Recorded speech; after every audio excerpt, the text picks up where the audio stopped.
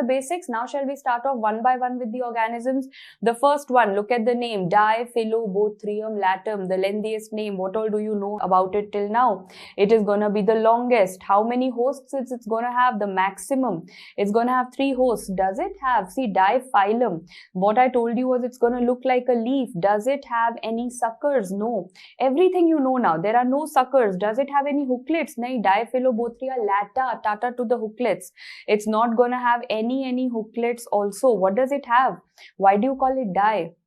So finally, it has 2 grooves or bothria for attachment. Bothria means mouth. It has 2 grooves for attachment. So sab kuch pata hai na? By now life becomes easy.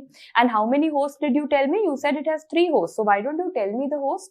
So from today onwards, guys, instead of calling it Diphyllobothrium latum, please call it Diphyllobothrium latum, because now after that you will know that Diphyllobothrium latum has 2 fish. Dekho, human to you will have to keep us, man. Along with that, fish, you will have to keep 2 fish. So kitna? Human and 2 fish. How many hosts? 3 hosts. So who's the definitive host? Of course, that's gonna be us. And what is the first and the second intermediate host? 1 fish, second fish. So there's gonna be a main wala fish. And then there's going to be a chota wala fish. Chota wala fish is cyclops. So remember, if they give you human being with chota wala fish, that is cyclops, with big wala fish, that is fish. So if there's human fish, you know, oh, 2 fish, that is Diphyllobothrium latum. So because it has 3 hosts, it is also going to have 3 larvae. It is also going to have 3 larvae, and if you want to learn their names, L1, L2, L3 is safe side. But if you want to learn their names, you are going to basically number 1, call it alphabetically, chalo, CPP. So this is going to be number 1, Coracidium. Then procercoid, that is also can be skipped, but this L3 you have to learn. Plerocercoid larva. What is it about plerocercoid larva? Because that is the infective form. So simple. It has how many hosts? It has 3 hosts. How many larvae does it have? It has 3 larvae. And if I put L in front of it, L3, plerocercoid larva. Please learn this name. That is the infective form. So now if I show you the life cycle, you will not at all have a problem. You guys are very scared of life cycles, I know, but don't be. Pick up the host. Okay, I see a human being over here. Then I see there is a chota wala fish, and along with the chota wala fish, now there is a big fish. See, can you see that? There's a human being, a chota wala fish, and a big wala fish. If there's a human and 2 fish, it is Diphyllobothrium latum. Still, let us start going into the same. You can now start off with the beginning part. That what did we eat? So first you said that, ma'am, there comes a human being.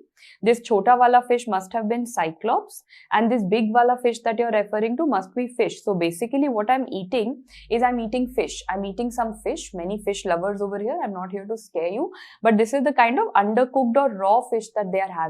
And which larva does it contain? Which is the form that is coming to us? It is the L3 or the plerocercoid larva. L3 or the plerocercoid larva that is going to come to us. Once it comes to us, we all know that what is this organism. You can see that leaf wala, so definitely it is Diphyllobothrium latum. But which part of the intestine is it going to? What is written? In the small intestine. Do I have to learn that, ma'am? Small intestine, yes. Remember, D latum tends to go not only in the small intestine, but it goes and attaches to the terminal ileum. Socho. What gets absorbed from the terminal ileum? Vitamin B12. But if Diphyllobothrium goes and attacks the terminal ileum, the B12 absorption is not gonna occur, and the patient is gonna suffer from megaloblastic anemia. Right? So repeating, this is a very famous path medicine micro integrated question. D latum goes and attacks the terminal ileum. Thus the patient has B12 deficiency. Okay, after that, what is it going to do? After that, of course, it's going to lay down eggs. Eggs will come out into the feces. You can see the egg has basically come out into the environment. Larva kaun sa banega? L1 larva, L2 larva, L3 larva. I already know 3 larvas are there. So when the egg came out, kya bana? The first larva. Do you remember the name of the first larva? Coracidia. Coracidia. Who engulfed the first larva? Who has eaten up the first larva? That chota wala fish eats it up. Cyclops. Cyclops has eaten it up. And Cyclops mein L1 changes to what? Cyclops mein L1 changes to L2. Fine, the chota wala fish will be eaten by whom? Chota wala fish is going to be eaten up by the big wala fish.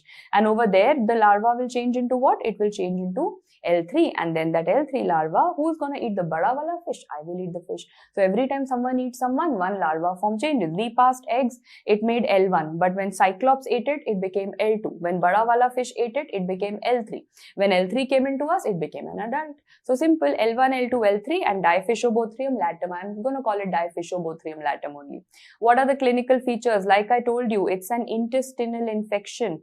Terminal ileum mein ja raha hai. So of course, there's going to be abdominal pain with nausea, and I've told you an anemia.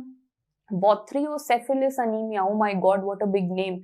Bothrio, because of Diphyllobothrium latum. But don't I know it is a kind of a B12 deficiency anemia, megaloblastic anemia. So now, please note, there is one parasite associated with iron deficiency anemia, and there is one parasite associated with megaloblastic anemia.